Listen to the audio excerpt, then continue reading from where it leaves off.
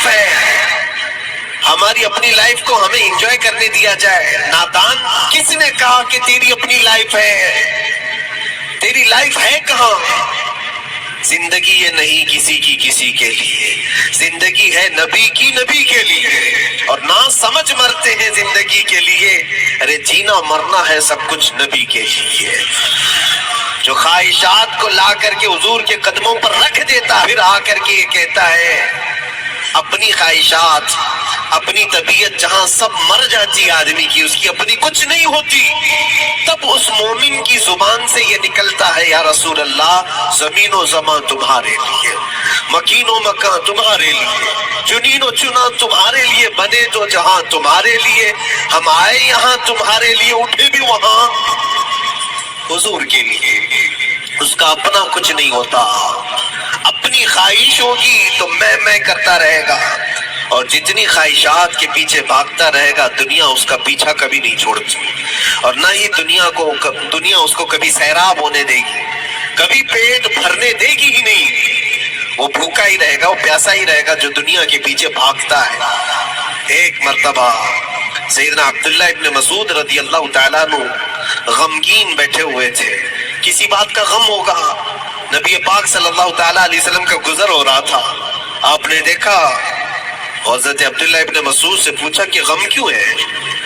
تو آپ خاموش رہے، تو اللہ کے نبی صلی اللہ علیہ وسلم نے ایک جملہ فرمایا جو آج ہم سب کے لیے سبق ہے میرے عزیزوں، فرماتے ہیں لا تکثر ہمک ما یقدر یکن، اپنے غم کو زیادہ مت بڑھا، جتنا لکھا ہے اتنا مل کے رہے گا، وما ترزق یأتک، جتنا اللہ نے رزق لکھا ہے وہ آ کر رہے گا، وہ تیرے پاس آ جائے گا۔ غم کب بڑھتے ہیں انسانوں کے؟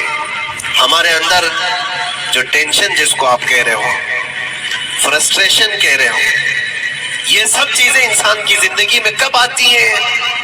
جب یہ اپنی لو اور اپنی خواہشات دنیا سے لگاتا ہے، خالق سے اگر لگاتا ہے تو پھر اس کے غم نہیں بڑھتے، بلکہ غموں کا مداوع ہے۔ اسی لیے بزرگوں نے فرمایا کہ اگر ٹینشن فری جینا چاہتے ہو تو انسانوں سے امیدیں کم کر لو، اللہ کی ذات سے یقین بڑھا لو، اس کی ذات سے یقین بڑھاؤ۔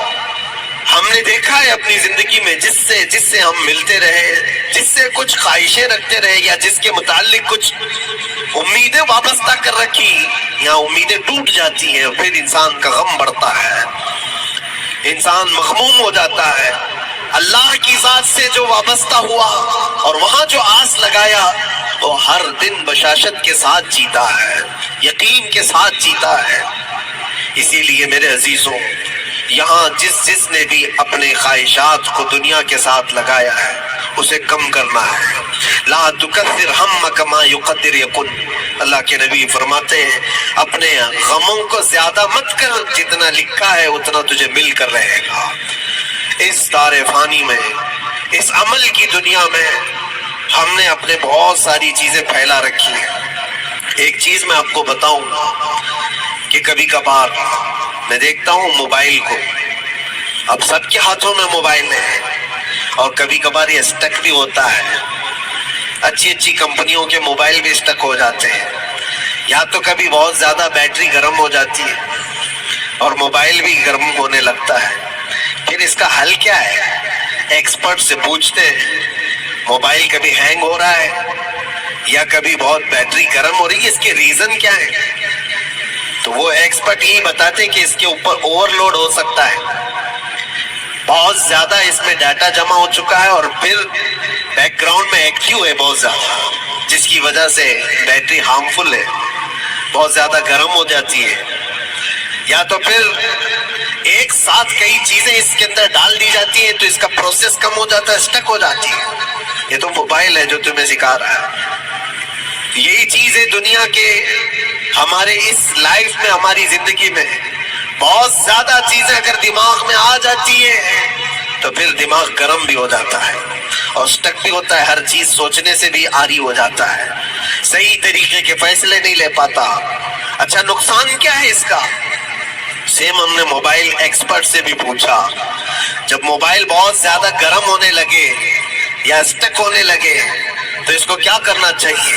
تو ایکسپرٹس بتاتے ہیں کہ اس کے ریڈیشن بہت زیادہ ہوتے ہیں اس وقت، اور یہ نقصان پہنچا سکتا ہے. جو استعمال کر رہا ہے اس کے دماغ پر بھی اثر کرے گا، آس پاس کے لوگوں پر بھی اثر کرے گا. ایک موبائل کے اوپر اگر زیادہ لوڈ آ جائے تو اس کے ریڈیشن آس پاس سب کو خراب کرتے ہیں. یہی حال انسان کی زندگی کا ہے. تمہارے دماغ کے اوپر اگر غم زیادہ بیٹھ گئے اور بہت زیادہ دماغ حاوی ہو گیا تو خود کا تو نقصان کرو گی، آس پاس جتنے ہیں سب کا نقصان کرو. تمہاری وجہ سے تمہارے ماں باپ بھی پریشان، تمہاری اولاد، تمہارے بیوی بچے سب اس پہ ان سب چیزوں میں ملوث ہو جاتے ہیں. اب اس کا علاج کیا ہے؟ کہا گیا موبائل کو آف کر دو، ڈیٹا کم کر دو، اس کے اندر سے کچھ چیزیں ڈیلیٹ کر دو، پھر یہ اپنے نارمل حالت میں آ جائے. سیم آپ کے لیے بھی دماغ میں دنیا کے بہت سارے فطور بھرے ہو تو تھوڑی چیزیں ڈیلیٹ کر دو. تھوڑے دنوں کے لیے اپنی اس ایکٹیو لائف کو روک دو اور آ جاؤ اللہ کی بارگاہ میں اور آنکھ بند کر کے اس کی طرف لو لگاؤ، اس لیے کہ ہماری بیٹری جو چارج ہوگی وہ خالق کائنات سے ہی ہوگی. بنانے والا ہی بہتر جانتا ہے اس کی زندگی کس چیز سے چلتی ہے. اور اسی لیے کہا ہے امام غزالی رحمۃ اللہ تعالی علیہ فرماتے ہیں جو بندہ اللہ کے ذکر سے کئی دن تک غافل ہوتا ہے تو مردہ لاش ہے جو چل رہا ہے. بازاروں میں جو چل پھر رہا ہے ذکر الہی نہیں کرتا تو اس کی روح ختم ہونے کے قریب آئی ہے، یہ زندہ لاش ہے.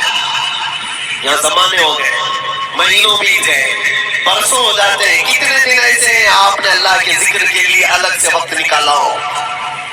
کہاں ہے وقت؟ نماز بھی ایسے پڑھ کر کے بھاگ جاتے ہیں جیسے لگتا ہے کہ کوئی چیز ہمارے اوپر سوار تھی جلدی سے ہٹا دی اور بھاگ گیا. نہیں میرے عزیزوں، ہماری روح جب بیمار ہوتی ہے، ہماری روح کو جب بھوک لگتی ہے تو اللہ کے ذکر سے اس کا علاج بھی ہوتا ہے اور اس کو رزق بھی ملتا ہے. لیکن ہم رزق دیتے ہی. کبھی آپ نے دیکھا ہماری باڈی کو صبح ناشتہ نہ کرو، دوپہر میں کھانا نہ کھاؤ تو شام تک ہمارا جسم ہچکولے لینے لگتا ہے، چکر آنے لگ جاتے ہیں. کیوں؟ جسم 2 وقت کے کھانے کو چھوڑنا برداشت نہیں کر پاتا، کمزوری آ جاتی ہے. جسم کو بھوک لگتی ہے، ہمیں کھانا دینا اسے ضروری ہے. اسی طرح اللہ نے ہماری جو روح بنایا ہے، روح کو بھی رزق کی ضرورت ہے. اور روح کا رزق کیا ہے؟ روح کا کھانا پینا کیا ہے؟ کاجو بادام میوے پستے کھا کر کے روح کو طاقتور نہیں بنا سکتے. فرمایا گیا روح کی غذا اللہ کا ذکر ہے. جب بندہ اللہ کا ذکر کرتا ہے تو اس کی روح کو طاقت ملتی ہے اور روح کمزور نہیں رہتی، طاقتور بن جاتی ہے. عزیزان گرامی اوقات، پھر میں خلاصتاً یہ بات کہوں گا کہ ہم نے دنیا میں اتنی ساری چیزیں پھیلا لی ہیں، اتنے سارے، جس کی وجہ سے غموں کا بوجھ ہمارے دماغ پر تاری ہے. اور ایک وقت وہ آئے گا جب ساری چیزیں چھوڑ کر کے فوراً بھاگنا پڑے گا، نکلنا پڑے گا. کچھ لوگوں کے متعلق کہا گیا ہے کہ روح نکلنے کے وقت اس کو بہت تکلیف ہوتی ہے. سب کے لیے نہیں، کچھ ایسے لوگ ہیں جن کی روح نکلنے کے وقت درد زیادہ ہوتا ہے، تکلیف زیادہ ہوتی ہے مرنے کے وقت. پوچھا گیا کیوں؟ کہا کہ یہ روح جو ہے اس کی ساری بنائی ہوئی چیزوں میں اٹکی ہوئی ہے، اس کی اولاد میں بھی ہے، اس کے مال میں بھی لگی ہوئی ہے، اس کے گھر میں بھی لگی ہوئی ہے، اس کی جائیداد میں بھی لگی ہوئی ہے. روح جب نکل رہی ہوتی ہے ان سب چیزوں سے بھی نکل رہی ہے. جہاں جہاں اس کی خواہشات لگی ہوئی تھی سب جگہ سے کھینچا جا رہا ہے تو درد بڑھتا چلا جاتا ہے، تکلیف بڑھتی چلی جاتی ہے. اور پھر وہ جب دیکھ رہا ہوتا ہے خالی ہاتھ جا رہا ہو، تکلیف زیادہ ہوتی ہے. اسی لیے میرے عزیز اللہ کے نبی صلی اللہ تعالیٰ علیہ وسلم کا جب آخری وقت آیا، آپ کے وصال کا وقت آیا، حضور نے اپنی بیویوں کو بلایا، ازواج مطہرات کو بلایا اور پوچھا کہ کس کے پاس کتنا سونا ہے، کتنا زیور ہے. ازواج مطہرات نے کہا میرے پاس اتنا ہے، ان کے پاس اتنا ہے. سب نے اپنے چاندی سونے کے زیورات لا کر پیش کر دیا. حضور پاک صلی اللہ علیہ وسلم نے فرمایا اے میری بیویوں، اے میری ازواج، اگر تم چاہو تو یہ سب اللہ کی راہ میں خیرات کر دو، اللہ کی راہ میں اس کو وقف کر دو، خیرات کر دو. بیویوں نے پوچھا یا رسول اللہ صلی اللہ علیہ وسلم کیا آج سے سونا چاندی پہننا حرام ہو گیا ہے؟ کیا ہمارے لیے ناجائز ہو گیا ہے؟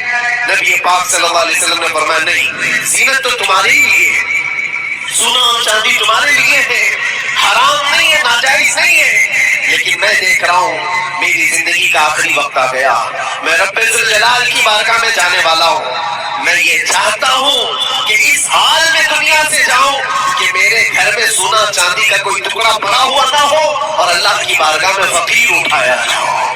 یہ نبی پاک صلی اللہ تعالیٰ علیہ وسلم کی خواہش ہے کہ میں اللہ کی بارگاہ میں اس حال میں جاؤں کہ میرے گھر میں کوئی چیز رکھی ہوئی نہ ہو، سونا اور چاندی، مال و دولت، کیونکہ میرے عزیز اسی سے اندازہ کرو انسان اپنی خواہشات میں اتنا گھر جاتا ہے کہ اسے نکلنا اس کے لیے مشکل ہوتا ہے۔